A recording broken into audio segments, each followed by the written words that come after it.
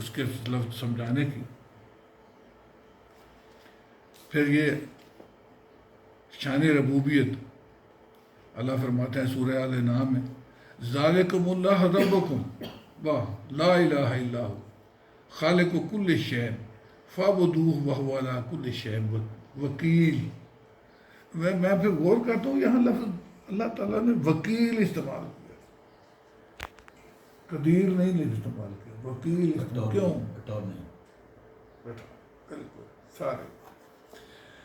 اچھا پھر سورہ نحل میں ہے وَلِلَّهِ يَسْجُدُ مَا فِي السَّمَاوَاتِ وَمَا فِي الْأَرْضِ مَا مِن دَابَّةٍ وَالْمَلَائِكَةُ وَهُمْ لَا يَسْجُدُونَ وَمَا مِن دَابَّةٍ لِلَّهِ يَسْجُدُ اللہ کو سجدہ کرتے ہیں. وَمَا مِن دَابَّةٍ جانوروں میں جانور بھی اس کو سجدہ کرتے ہیں. اب میں پھر سوچنا شروع کر دوں یار یہ جانور اس کو کیسے سجدہ کرتے ہیں. اور دیکھیں نا اس میں بڑی حکمتیں ہیں, اس میں اس کی شان ربوبیت نظر آتی ہے.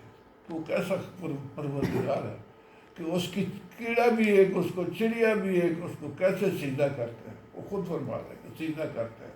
اب میری عقل, مجھے اللہ نے ہدایت دی ہے, مجھے بنایا ہے کہ غور کرو اس میں. یہ علماء نے لکھا ہے نماز کی جو 3 حالتیں ہیں نا فرائض والی, قیام ہے, رکوع ہے اور قعود ہے اور سجدہ ہے.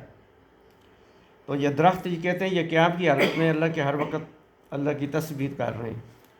جو 4 پائے والے جانور ہیں وہ ہر وقت رکوع کی حالت میں اللہ کر رہے ہیں. اور جو زمین کے اوپر رینگنے والے سانپ ہے جیسے, تو یہ ہر وقت سجدے کی حالت میں ہیں.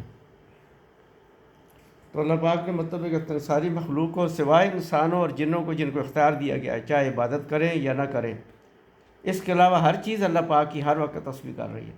حضرت عمر فاروق رضی اللہ تعالیٰ نے فرماتے ہیں جو شیر اللہ کے تسبیح سے غافل ہو جاتا ہے اللہ اسے شکاری کے جال میں پھنسا دیتے ہیں. اور مچھلی کے متعلق بھی یہی کہ اسے یا دوسری مچھلی کھا جائے گی یا شکاری کی جال میں آ جائے گا. جو اللہ کی جس حالت میں بھی اللہ کی یاد سے غافل ہوگا اللہ اسے ختم کر دے. یہاں میں نے یہی عرض کیا ہے کہ یہ اس آیت میں اس ایک